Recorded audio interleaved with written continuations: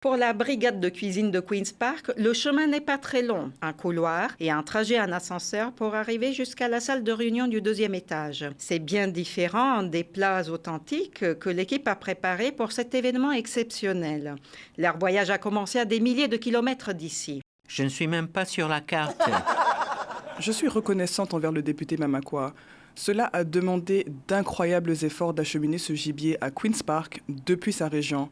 Comme vous le voyez, c'est très loin au nord. Donna Scully, la présidente de l'Assemblée législative, a organisé Saveurs du Nord, le premier événement en son genre à Queen's Park. Saul Mamakwa, député de Kiiwetinoong, dans le nord-ouest de l'Ontario, s'est associé à la présidente et a apporté son aide en acheminant des plats uniques de sa région, dont du castor fumé. Je recommande à tout le monde d'y goûter, c'est très savoureux, incroyable. C'est une invitation. La meilleure manière de réunir tout le monde, c'est de rompre le pain. Il y a des députés de tous les partis, les indépendants et la presse. Tout le monde ici est là pour améliorer la vie en Ontario et pour mettre en valeur la province qui s'étend bien au-delà du Palais Rose.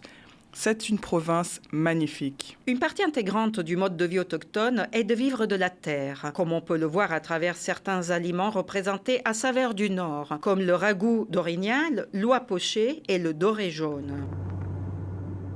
Ce menu spécial et authentique a remémoré des souvenirs à Saul Mamakwa. Au printemps, nous partions pendant 2 mois. Le castor fumé est un plat qui me rappelle mon enfance.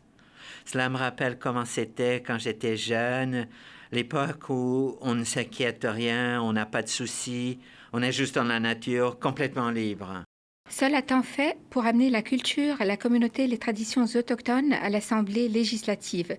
Et ce partenariat avec la présidente permet de remettre cette culture à l'avant-plan.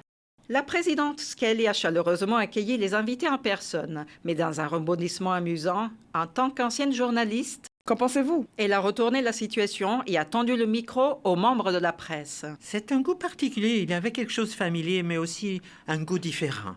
Je suis très content d'avoir eu l'occasion de goûter. Et cette occasion, c'est précisément le but de Saveurs du Nord.